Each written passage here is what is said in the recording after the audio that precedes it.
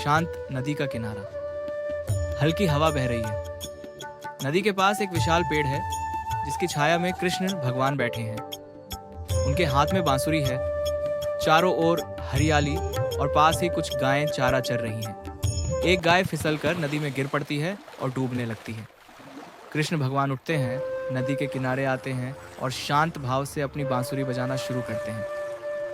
बांसुरी की मधुर धुन सुनते ही नदी का जल मानो थम जाता है और धीरे धीरे पानी के भीतर से एक मगरमच्छ उभरता है। पर यह कोई साधारण मगरमच्छ नहीं था। वह गाय के पास जाता है, उसे अपनी पीठ पर बैठाता है और धीरे धीरे किनारे की ओर तैरता है। किनारे पहुंचते ही गाय भागकर कृष्ण भगवान के पास आती है और उनके पास खड़ी हो जाती है, जैसे उनकी कृपा पहचानती हो। कृष्ण भगवान प्यार से मगरमच्छ के ऊपर हाथ फेरते हैं। उसी क्षण मगरमच्छ का शरीर चमक उठता है और वह एक विशाल नाग में बदल जाता है। नाग अचानक कृष्ण भगवान को डस लेता है। क्षण भर में कृष्ण भगवान उस नाग का विनाश कर देते हैं,